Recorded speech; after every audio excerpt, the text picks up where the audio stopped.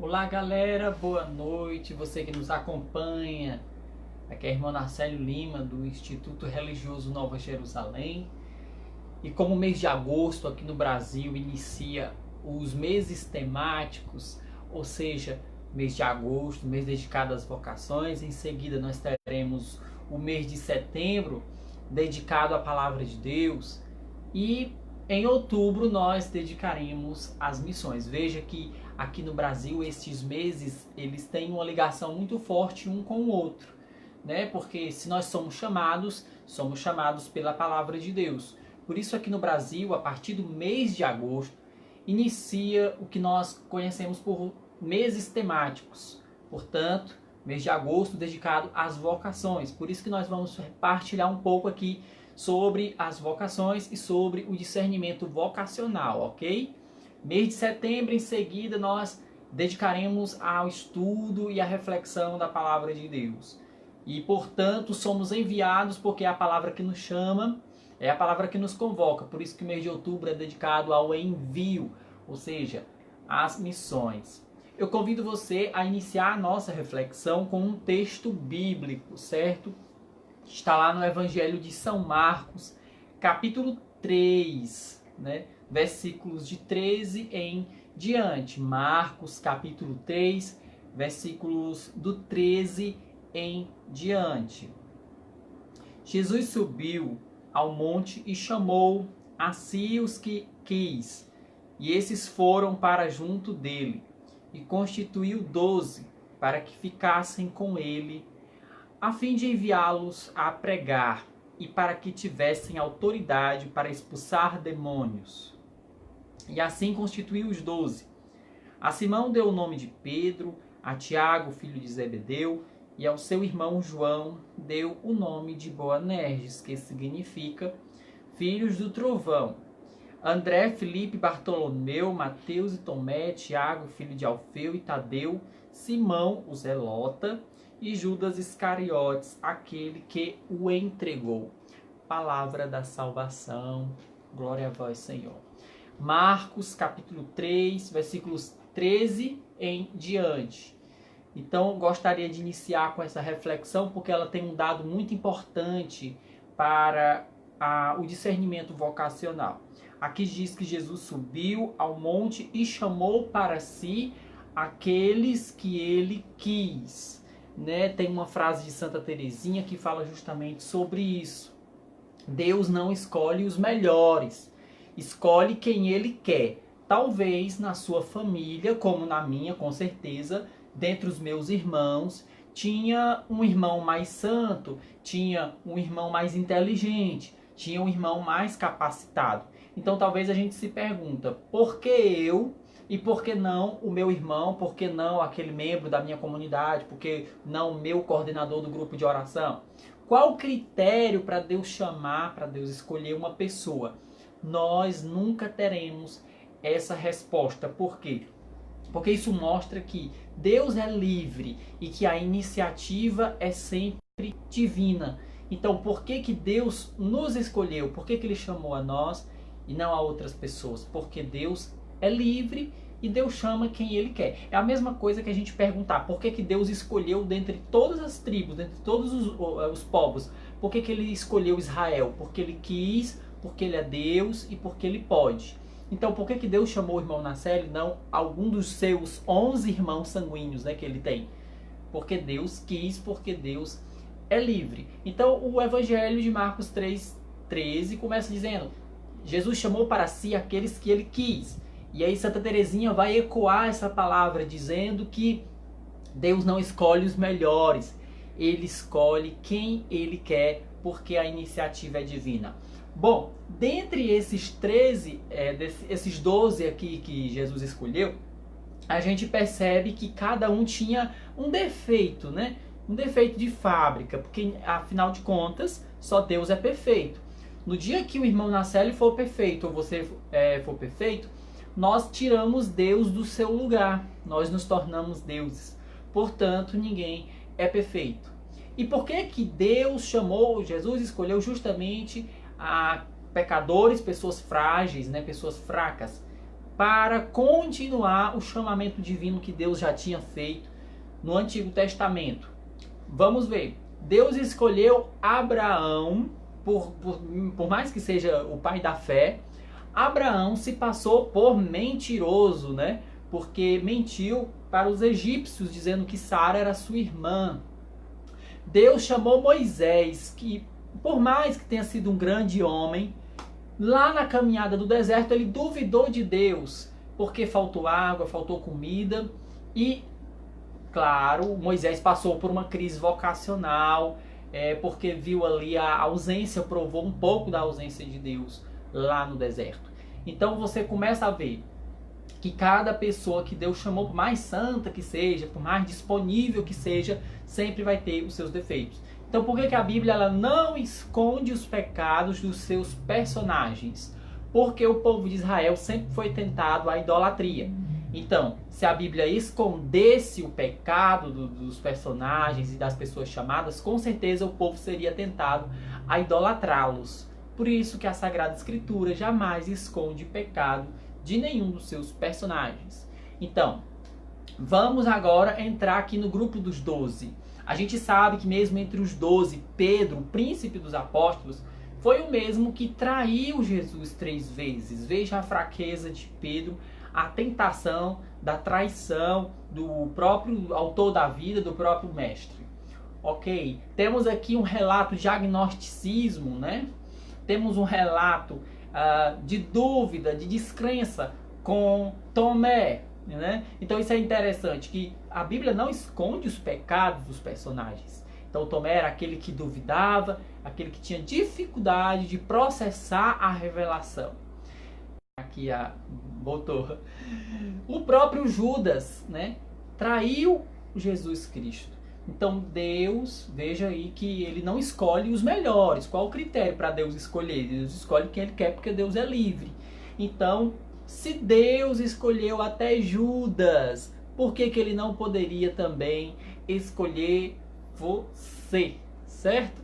Então, se você está se achando incapaz, se você está se achando frágil, não esqueça que Deus escolheu até Judas. Então ele pode muito bem ter escolhido o irmão Nacélio sem problemas. Então, diante do chamado de Deus, ele trabalha com a nossa liberdade. Deus não nos faz um fantoche, certo? Ok? Deus não nos faz um fantoche, Deus trabalha com a nossa liberdade. Deus sabe muito bem que pode até dar errado, dependendo das suas escolhas, certo? Mas mesmo assim Deus aponta para nós, mesmo assim Deus confia em cada um de nós. E tem uma frase, né, de uma grande mulher, de um grande nome da nossa literatura, para a gente tentar aqui decifrar o significado da palavra vocação, certo? Clarice Lispector, né, um grande nome da literatura, da nossa literatura. Então Clarice Lispector, ela dizia uma frase muito interessante que vai nos ajudar a tentar compreender o significado da palavra vocação. Ela dizia assim: vocação é diferente de talento. Ou seja, pode-se ter vocação e não ter talento.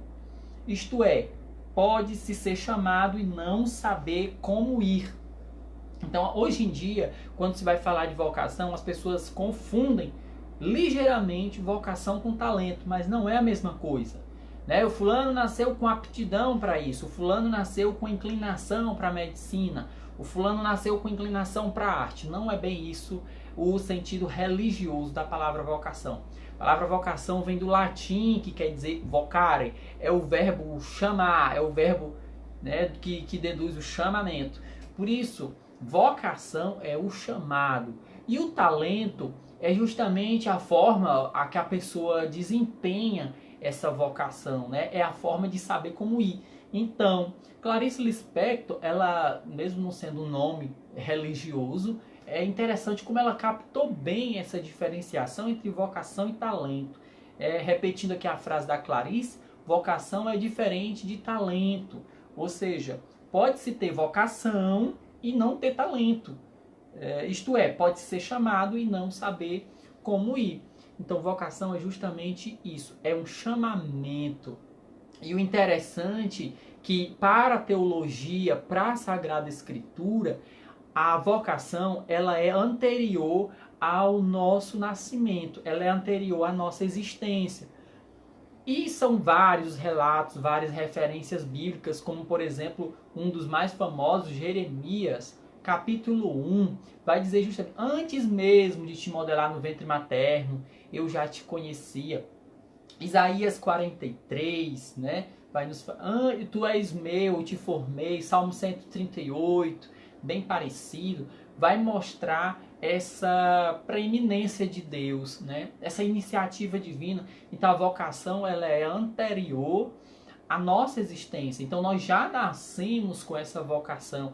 Então o nosso papel como cristãos, como pessoas crentes, não é dizer se o fulano tem ou não tem vocação. Esse não é o nosso papel. O nosso papel como interlocutor de Deus para a humanidade, como promotores vocacionais, como coordenadores de grupo de oração, como pastores, é reconhecer aquilo que Deus já nos presenteou. Não se trata de apontar e dizer o fulano tem, fulano não tem vocação. Se trata de reconhecer a graça, reconhecer o chamado, porque a vocação é uma dimensão de fora para dentro. É importante dizer que a vocação é esse elemento de fora para dentro, porque Deus é o outro. Deus é o outro e é Deus quem chama. Então a vocação não nasce de mim, a vocação não parte de mim, a vocação é uma iniciativa divina, antes mesmo de te modelar no ventre materno, né? Então veja que Deus ele tem sempre a iniciativa. Portanto, é por isso que é muito difícil, muito complicado, talvez seja uma das perguntas mais difíceis que você possa fazer para um padre, para um religioso, para um missionário, para um leigo consagrado. Talvez uma das coisas mais difíceis que você possa perguntar para ele seja: explique sua vocação. Como tudo aconteceu, né? E a gente tem sempre uma dificuldade, porque não foi uma coisa inventada. Porque se é uma coisa inventada, então não é vocação. Eu até gosto de brincar, é invocação. A pessoa se invoca, a pessoa amanhece padre, a pessoa amanhece religioso, né? Então não é uma invocação, é uma realidade que parte de fora para dentro. Porque é Deus que tem a iniciativa, é Deus que chama, é Deus que questiona. A gente gosta muito de perguntar para Deus, a gente gosta muito de questionar Deus, mas não esqueça, Deus é um ser relacional. Deus também me pergunta, Deus também me questiona, Deus também me interpela. Então é muito bom quando a gente pergunta para Deus, mas também Deus nos pergunta. Deus nos questiona todo dia e cabe a nós responder, porque a vocação não é uma realidade acabada, é uma realidade que vai acontecendo, o caminho se faz caminhando. Então nós precisamos estar atentos aos sinais externos e aos sinais internos, ou seja, o que são os sinais externos? É o contexto que nós estamos inseridos. É exatamente ver o mundo se acabando, ver a fome, se solidarizar com os que sofrem, se solidarizar com o mundo violento, infeliz e criminoso. Estes são alguns dos sinais externos. E os sinais internos que estão dentro do nosso coração, dentro da nossa experiência interior, é justamente essa busca de escuta da palavra de Deus. Porque é a palavra de Deus que chama. Então, somente através de um contato vivo, diário, insistente, com Jesus vivo nessa oração, é que nós vamos descobrir no silêncio do nosso coração, reconhecer esse chamado que é anterior à nossa existência. Então, a gente vai dispor aqui de um link para vocês, depois nós podemos estar colocando aí na descrição do vídeo ou mesmo nos comentários um link do nosso blog vocacional, certo? vocacionalmj.blogspot.com. Este é o nosso blog vocacional, que você vai ter acesso a tudo isso aqui que eu partilhei com você, claro, de forma bem mais enxuta, bem mais resumida. é justamente para a gente não deixar passar em branco. É muito importante que a gente possa dar continuidade a esse discernimento, certo? Então, o que são os ROV? R-O-V, os retiros de opção de vida. O que são os encontros vocacionais? Não se trata de uma pescaria. A Nova Jerusalém, os beneditinos, os franciscanos, os jesuítas estão em crise, está faltando vocação, então a gente vai sair pescando todo mundo. Não, não é bem. A pastoral vocacional não é uma pescaria diante da escassez de vocações. A pastoral vocacional, ela ajuda o jovem a principalmente duas coisas. Primeiro, a amadurecer humanamente, né? Amadurecer as suas virtudes humanas e cristãs. E também discernir a sua vocação específica, ou seja, educar o jovem para a vida e educar o jovem para a sua vida cristã, amadurecer a graça batismal. E as pessoas não entendem por que muitas vezes tem um jovem, uma pessoa que a gente dizia que ele tinha vocação e jurava que tinha vocação e nasceu coroinha e depois não quis mais saber de nada. Porque a vocação é uma caixinha de surpresa, o processo vocacional. Tudo pode acontecer. E as pessoas não entendem por que o fulano desiste, por que a menina entrou, depois voltou para casa. É a coisa mais simples do mundo. Voltar para casa faz parte do discernimento vocacional, entende? Porque voltar para casa significa que a pessoa trilhou um caminho, fez um discernimento e descobriu outras coisas, outras possibilidades. Por isso, o comprometimento com Jesus, ele só se concretiza quando eu abraço um estilo de vida. Então não adianta ficar postando foto no Facebook em adoração. Não adianta estar postando frase de efeito no Facebook dizendo que ama Jesus e que quer se consumir como vela que queima no altar. Não adianta. A sua opção por Jesus, ela só se concretiza quando você abraça um estilo de vida. Quando você concretiza, cristaliza e realiza esse chamado de Deus em alguma comunidade ou em algum estilo de vida. Seja casado ou seja solteiro, né? Seja celibatário, seja como leigo, então só quando você abraça um estilo de vida, um carisma, aí é que a sua opção por Jesus se concretiza. Então não adianta estar postando foto em adoração, não adianta estar postando foto ou frase de efeito dizendo que ama Jesus. O próprio Pedro, os discípulos vão questionar Jesus e Jesus responde, né? Darás a minha vida por mim, né? Tu me negarás. Se tu me amas, apacenta as minhas ovelhas. Então não adianta só estar dizendo que ama Jesus, porque esse amor é compromisso. Amor na Sagrada Escritura nunca é um sentimento, é uma atitude, é uma resposta e é um estilo de vida. Então, se tu me amas, guardarás os meus mandamentos. Então é importante que o jovem seja direcionado a uma congregação religiosa, a um encontro vocacional na sua paróquia, na sua diocese, numa comunidade de vida ou de aliança, que hoje aqui no Brasil são muitas. Procure seu pároco, procure ter um diretor espiritual. Não deixe de lado a leitura da Sagrada Escritura. Não deixe de lado uma vida sacramental, a vida da graça, porque nós não vamos escutar Deus no pecado. Precisamos estar em comunhão com a graça de Deus para que a voz de Deus seja mais audível, para que nós possamos discernir o que é de Deus, o que é do mundo e o que é do nosso humano. Ou pior, aquilo que vem do maligno, que às vezes também é inspiração que não é bendita. Então, o que são os encontros vocacionais? O que são os retiros de opção de vida?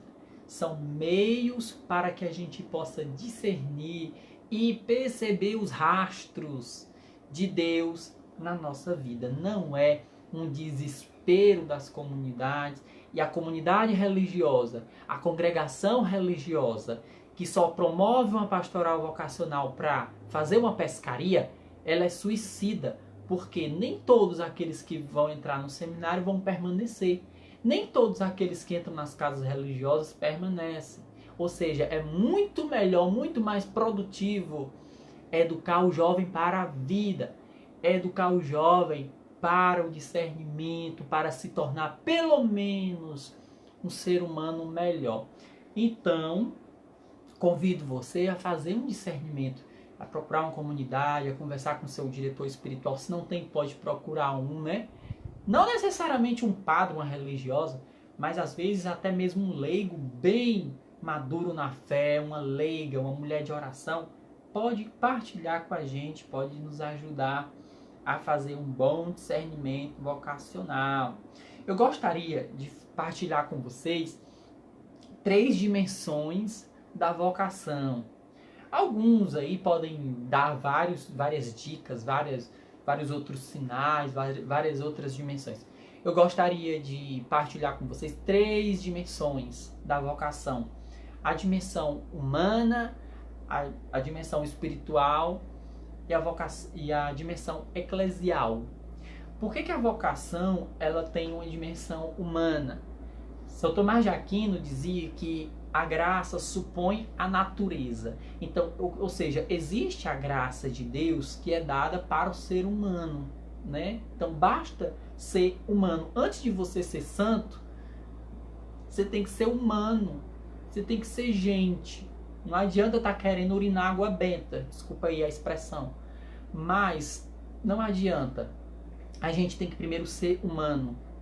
Eu conheço várias pessoas que têm grandes capacidades de abraçar aquele carisma. A pessoa respira o carisma da comunidade, mas não sabe viver como gente. Não sabe se comunicar. Não sabe se colocar na sua condição. Então isso atrapalha a vocação. É preciso saber ser gente, porque Deus chamou foi gente. Deus não chamou uma vaca, Deus não chamou um cavalo, Deus não chamou um cachorro, Deus chamou o ser humano. Porque só o ser humano pode responder, né?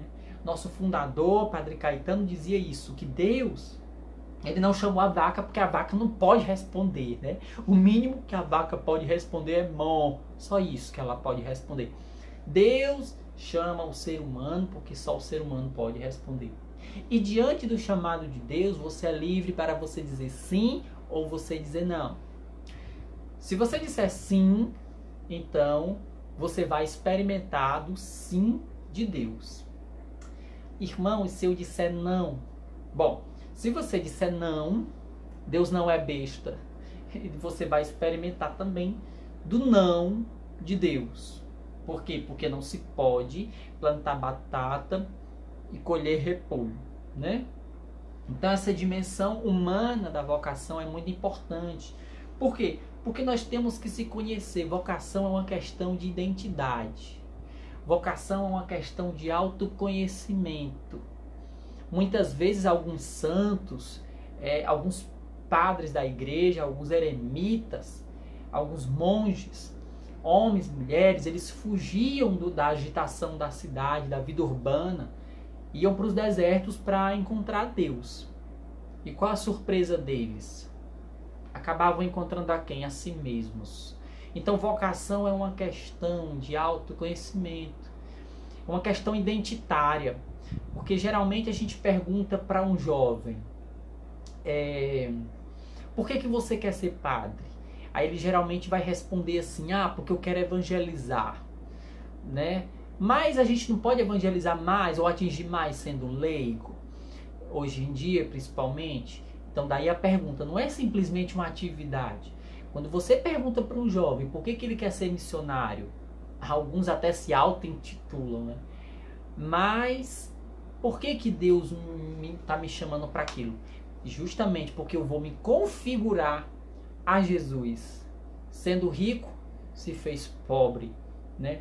Podendo ter a vida que ele quisesse, escolheu viver para o reino de Deus. Escolheu viver integralmente na castidade, na pobreza e na obediência, mesmo sendo Deus. Optou por obedecer à voz do Pai. Então daí a gente tira que vocação não é só uma questão de atividade. Ai, vou ser padre para fazer isso.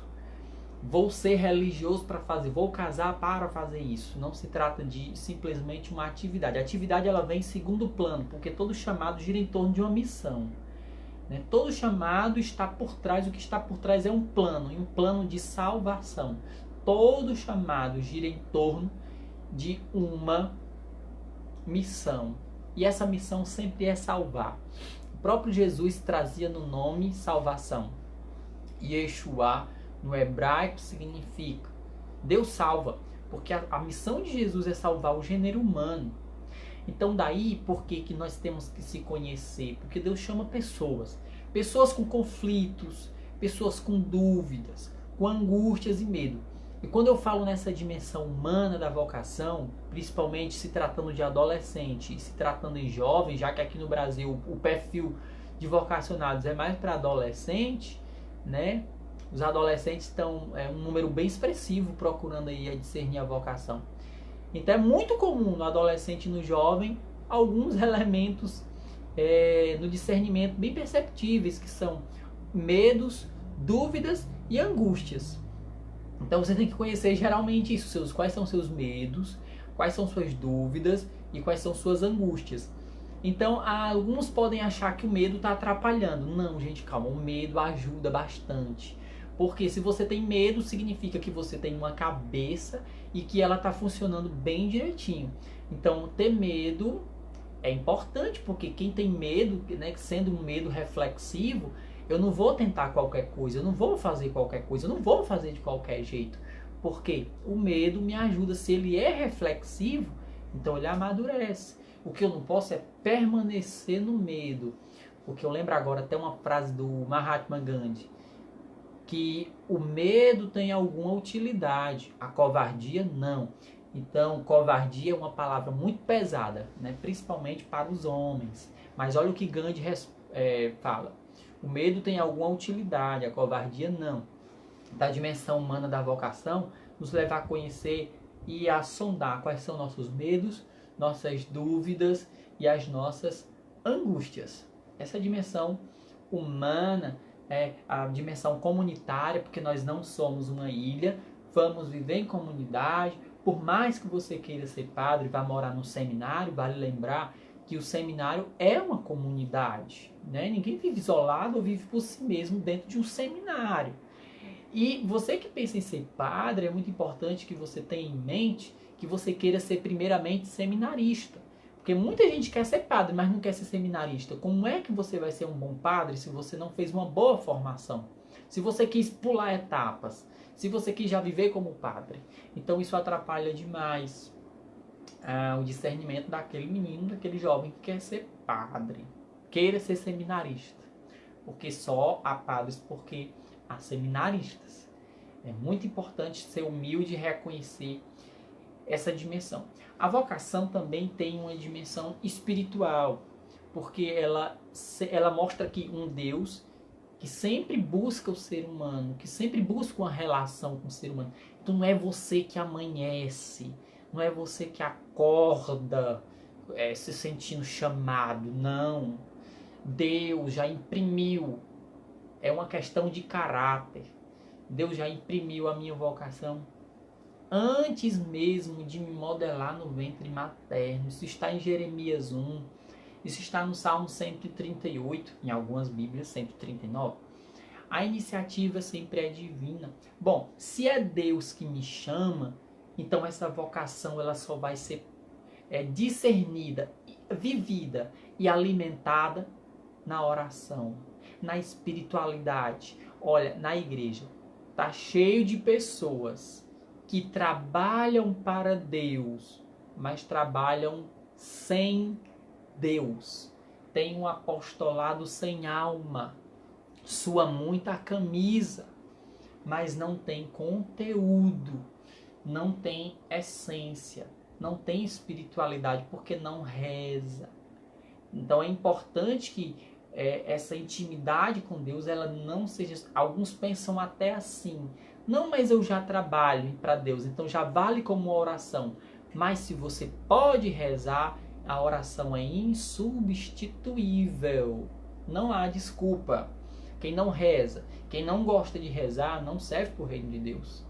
É importante que a gente não negligencie a oração, porque a dimensão espiritual da vocação, se é Deus que chama, se Deus é o outro, se Deus é espírito, se Deus é vida, nos lembra João 17. Eu sou a videira, vós sois os ramos, e é preciso que os ramos estejam ligados à videira. E o que nos deixa ligados à videira, a Jesus, é o espírito de oração, é o espírito de comunhão, de sacrifício. Sem isso, nós nos tornamos nada mais que galhos secos. Por isso que é importante alimentar a vocação na oração, no sacrifício, na renúncia. Vale lembrar que vocação, isso é uma pergunta que os jovens fazem. Vocação não é simplesmente uma questão de renúncia. Porque alguns não abraçam a vocação com medo, por causa que pensa logo na renúncia, naquilo que vai deixar emprego, vai deixar relacionamento, vai deixar projeto. Então, se vocação for só uma renúncia, então é negativo. Vocação não é questão de renúncia. Primeiramente, é questão de abraçar um projeto. A renúncia vem em segundo plano, né? Eu só vou saber aquilo que eu vou renunciar se eu saber primeiramente, se eu conhecer aquilo que está me sendo proposto. Então, algumas pessoas têm medo de abraçar a vocação, porque pensa logo na renúncia, porque vai perder os seus amigos, vai perder os seus projetos, vai perder faculdade. Então você só pensa na renúncia. Se você só pensa na renúncia, então sua vocação é negativa. Mas se você conhecer bem o projeto que Deus está lhe propondo, qual vai ser agora a sua atividade principal? Confrontar a sua vontade com a vontade de Deus. Então vocação é isso. Todo dia nós confrontamos a nossa vontade com a vontade de Deus. Fazemos uma fusão e a gente vê que Deus sempre vence. Jeremias, capítulo 20, versículo 7. Seduziste-me, Senhor, e eu me deixei seduzir. Ser vocacionado do Pai é todos os dias confrontar a vontade de Deus com a minha vontade, para ver se elas fundem. Então isso é muito importante a vida inteira, ou seja, a vida inteira nós seremos vocacionados. Né? O irmão Nacélio tem 10 anos de vida religiosa. Isso não representa nada. Isso é apenas o começo. Apenas um passo. É como uma pessoa que se formou, está com um diploma na mão. Meu irmão, se você é formado, se você tem um diploma, esse seu diploma só está dizendo que você está apto para a pesquisa. Só está apto para iniciar uma vida acadêmica mais independente. Né? Então, é do mesmo jeito. Tenho tantos anos de caminhada. Né? Para Deus é sempre um recomeço. Para Deus é sempre partir do agora, partir do hoje, porque nosso Deus é um Deus que não olha para trás. Olhar para trás na Sagrada Escritura é algo negativo. Nós vemos isso no personagem, né, de Ló. Né? Sua mulher, quando olhou para trás, virou uma estátua de sal. E o próprio Jesus disse, aquele que abraça a sua cruz, mas que olha para trás, aquele que pega no arado e olha para trás, não é digno do reino dos céus. Então, vocação não é uma questão de atividade, simplesmente atividade, porque você não é um alfandegário. Vale lembrar que trabalhar para Deus não é você ser, agora, catalogar o que é que passa e o que não passa. Trabalhar para Deus não significa ser funcionários do sagrado. O Papa Francisco tem repetido muito isso para nós. Nós não somos funcionários do sagrado. Nós somos filhos de Deus e respondemos a uma vocação divina. Então, o que me faz filho de Deus? Um dos sinais de que me faz um autêntico filho de Deus é a filiação divina, ou seja, é também reconhecer o outro como irmão. Se eu reconheço o outro como irmão, eu estou dizendo que Deus é Pai, Pai de todos. Então, um dos sinais que realmente eu sou um vocacionado é porque eu me sinto responsável pelo outro. É o senso de responsabilidade pelas pessoas, é achar que o que acontece na África, na Ásia, na Palestina também tem a ver comigo, porque eu sou filho de Deus e é a humanidade que é ferida. Então eu estava falando aqui, para quem chegou agora, das 3 dimensões da vocação. A dimensão espiritual, a dimensão humana, e agora eu falo da vocação, da dimensão eclesial. Porque a vocação, embora não seja a igreja que me confira o poder do chamado, é Deus que chama. Porém, a comunidade reconhece. É a comunidade que aponta. É a comunidade que elege. Então é importante que eu esteja engajado na comunidade, numa pastoral, no movimento, num grupo de oração ou assíduo, pelo menos, na Santa Missa. Porque a comunidade, ela reconhece os carismas. Mas mesmo assim não é a comunidade que me confere o poder, o chamado da vocação. Ela apenas aponta. Ela apenas reconhece a vocação, né? Então, eu só vou me tornar comunhão e missão se eu estiver engajado no corpo de Cristo. 1 Coríntios 12. Nós somos o corpo de Cristo, Jesus é a cabeça, nós somos os membros. Portanto, juntos, unidos, formamos o Cristo total. Então, João 17 vai dizer basicamente a mesma coisa. Eu sou a videira, vós sois os ramos. Então, é importante que nós estejamos permanentes e permanecidos nesta videira e neste corpo que é a igreja. E é na igreja que nós nos tornamos comunhão e missão. Então, para que eu reconheça o chamado de Deus, é importante também que eu me sinta igreja, que eu me sinta responsável, que eu me sinta igreja, aquela igreja lá da África, que se reúne lá com tanta dificuldade, às vezes sem templos, né? Aquelas comunidades das zonas rurais mais distantes, aquela igreja, as veinhas do apostolado que se reúnem, as veinhas da Legião de Maria que se reúnem para rezar. Ali está a igreja, porque onde estiverem 2 ou 3 reunidos em meu nome, eu estarei presente. Então, a gente tem que se sentir mais igreja, a gente tem que se sentir mais comunhão e missão para reconhecer a vocação. Bom, eu queria terminar esta live, porque é muita coisa para falar, falando dos 3 modos vocacionais mais comuns. Eu acabei de falar das 3 dimensões da vocação: eclesial, humana, espiritual. Mas eu gostaria de falar dos 3 modos vocacionais mais comuns. Ou seja, as 3 vias que uma pessoa pode perceber, ou seja, o canal da graça, onde eu posso discernir a minha vocação, seja qual for. Estou falando aqui de vocação, cito alguns exemplos, mas estou falando no sentido geral, certo? O primeiro modo vocacional mais comum, eu vou usar aqui o termo modo porque existem outros termos. O primeiro modo é o modo afetivo, né? Ou seja, Deus é amor. Se eu digo que Deus é amor, então ele é relacionamento. É um ser relacional, porque amor é relacionamento.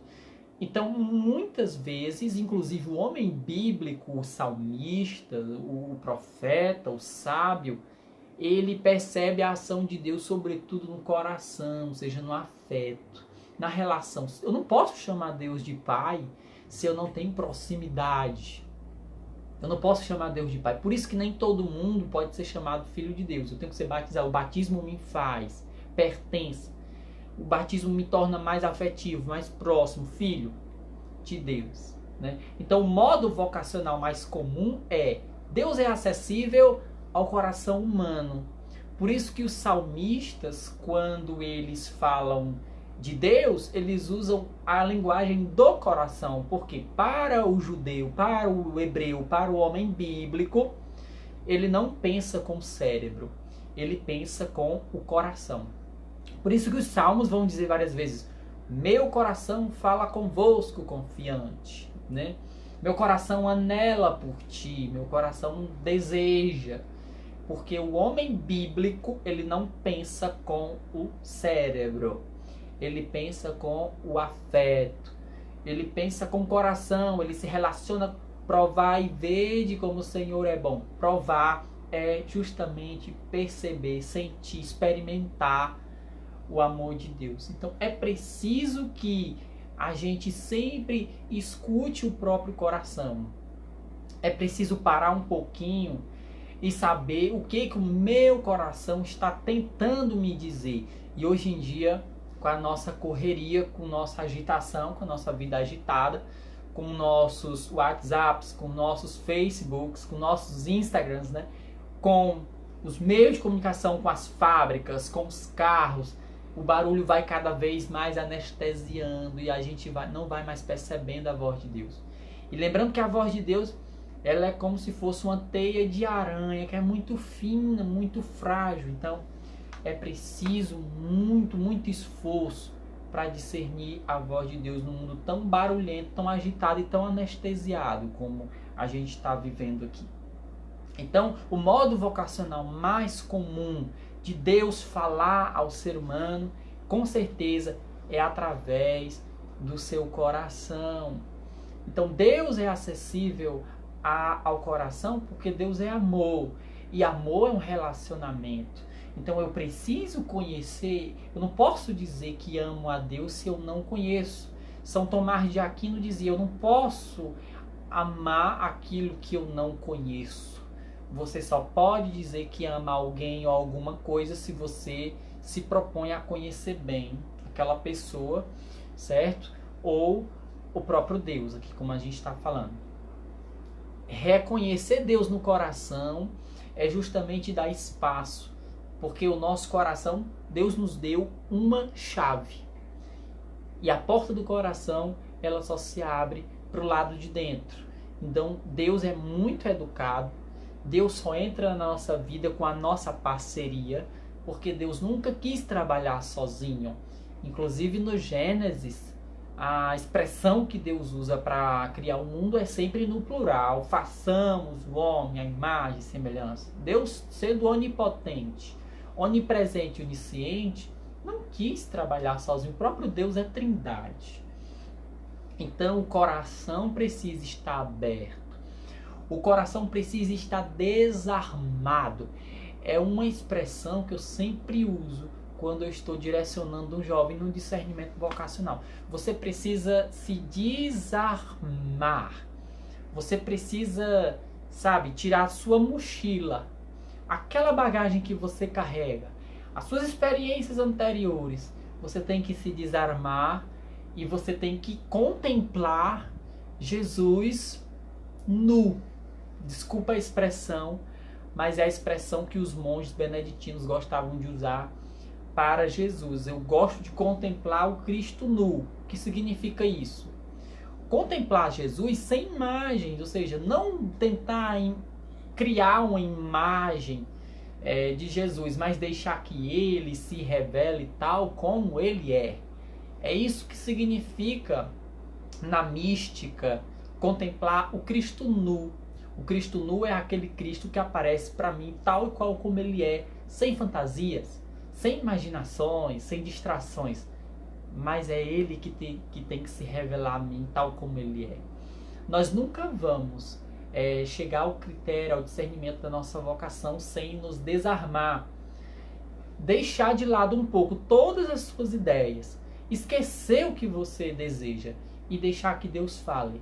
Porque a palavra que chama é a palavra que interpela. Geralmente as pessoas que chegam fazendo discernimento vocacional, cheio de ideias pré-estabelecidas, geralmente não ficam nas casas religiosas, né? Geralmente não ficam nas comunidades, né? Geralmente as pessoas que têm um dom, elas não ficam dizendo que têm.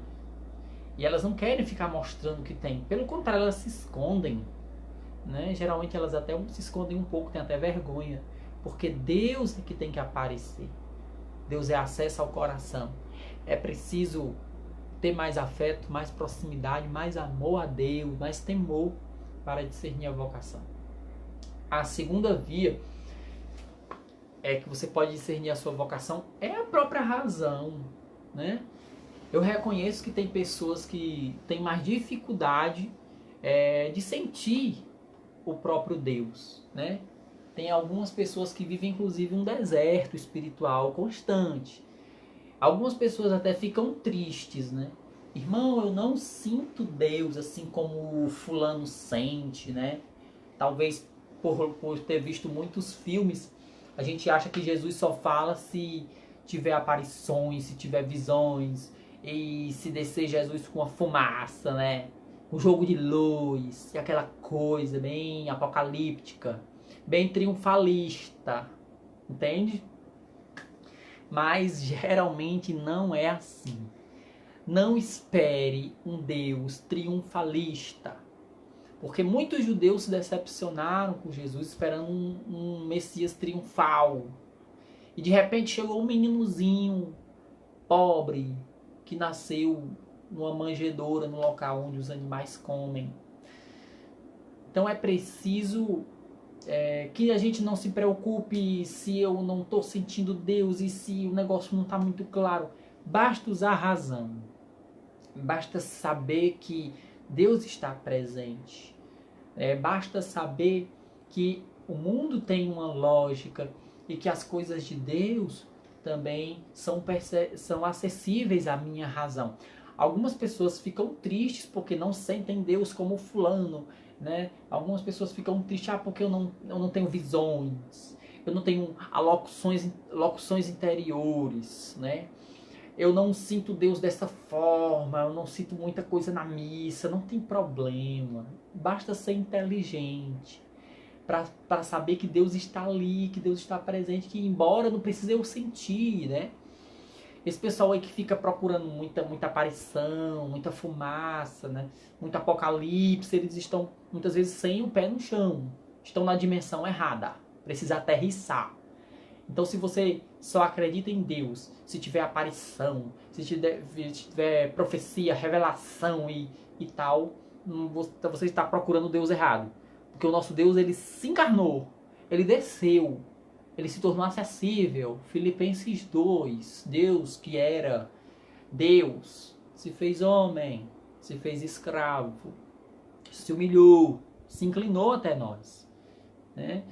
Então, a gente tem que fazer uma espiritualidade de baixo para cima. E não o contrário. Porque senão eu vou me decepcionar, né? Um exemplo disso é as visões que as próprias pessoas vão criando de Nossa Senhora. Só para ilustrar. Às vezes a Nossa Senhora que a gente conhece é só a Nossa Senhora dos dogmas. Daqueles anjos bem triunfais segurando a cauda, né? Da Assunção, da Imaculada Conceição. Que é digno, só que muitas vezes parte do imaginário popular, essas imagens. Esquece que antes da Maria dos privilégios, ela foi Maria de Nazaré. Ela foi tão humana e tão divina, né? Por que Nossa Senhora foi assunta? Por que ela foi Imaculada Conceição? Porque ela foi mulher. Porque ela foi Maria de Nazaré, porque ela varria a casa. Porque ela lavava os coelhos do menino Jesus. Então muitas pessoas querem fazer uma espiritualidade de baixo para cima. E isso sufoca a nossa natureza humana. É preciso usar a razão, o equilíbrio, né? Sem estresse, né? Deixar que Deus se revele tal como Ele é. Certo? Não dá para falar tudo. Eu peço a vocês que compartilhem esse vídeo para que outras pessoas, outros jovens tenham acesso e também possam refletir conosco o dom da vocação, tá bom? Ou você pode também estar encaminhando para algum jovem sedento, ou então alguém que está perturbadinho da cabeça, sem saber o que fazer da vocação. Também é importante que essa confusão faça valer a pena. E o terceiro elemento, a terceira via, é o contexto que a pessoa está vivendo. O contexto que a pessoa está vivendo, está inserida, ela ajuda bastante a discernir, fazer um bom discernimento vocacional. Porque, meu irmão, quando Deus não fala pelas orações, não se desespere. Deus fala pelas situações. E é muito comum Deus falar mais pelas situações do que em orações que a gente faz, né? Então não se desespere, né? Se Deus não está falando pelas orações, você não está ouvindo, Deus também fala pelas situações, beleza? Então compartilhe esse vídeo para que outros jovens tenham acesso, ou encaminhe, faça confusão na cabeça de muitos jovens, porque a gente está aqui para tirar a inocência, certo? Nossa função aqui é tirar a inocência, fazer com que a pessoa fique com crise na consciência. É isso aí que a gente espera. Beleza? Então, só para terminar, nós estávamos falando aqui, nós falamos do significado da vocação no começo, né? Nós usamos até inclusive uma frase de uma mulher muito querida da nossa literatura, Clarice Lispector. Clarice Lispector, ela tem uma frase que vai nos ajudar a entender vocação de talento. Clarice Lispector dizia: vocação é diferente de talento. Pode-se ter vocação e não ter talento? Isto é, pode-se ser chamado e não saber como ir. Então, no começo desse vídeo, nós fizemos essa diferenciação entre vocação e talento para retornar ao sentido original, religioso e espiritual da palavra. Em seguida, a gente foi dando umas referências bíblicas, a gente falou um pouco do perfil dos personagens chamados de alguns vocacionados, da iniciativa divina, os critérios para a eleição, né, por Deus, que é sempre a liberdade dele. Deus não chama os melhores, como dizia Santa Teresinha, Deus não chama os melhores, Deus chama quem Ele quer. Então eu fiz essa indagação: se Jesus escolheu até Judas, por que Ele não poderia escolher um irmão na sério, doido e perturbado para o reino de Deus? Então, às vezes, eu mesmo coloco Jesus na parede no momento da crise. Né? Eu sei que vocês não vão entender, mas às vezes a minha forma de se relacionar com Jesus, às vezes acontece na vida religiosa, é colocar um pouco Jesus no canto da parede e ter uma DR. E aí, Senhor, tá tudo acabando, não, para tu tá tudo ótimo, né? Para tu tá beleza, tu tá aí no teu divã, e eu tô aqui, quem sofre é eu, né? Tu que sente é eu, né? Então, às vezes, no momento da angústia, a gente também tem crise, né? A crise, ela não é só no começo da caminhada, não, né? A crise, a palavra crise não significa ruína. A palavra crise significa situação de decisão. O momento da crise pode ser a oportunidade da sua vida. Muita coisa pode mudar no momento da crise. Então não se desespere quando estiver em crise. Crise é sinônimo de crescimento, de amadurecimento espiritual. Deixar de ser frouxo, deixar de ser covarde, assumir a missão que Deus tem para você. Toda missão gira em torno, né, da salvação das pessoas, né?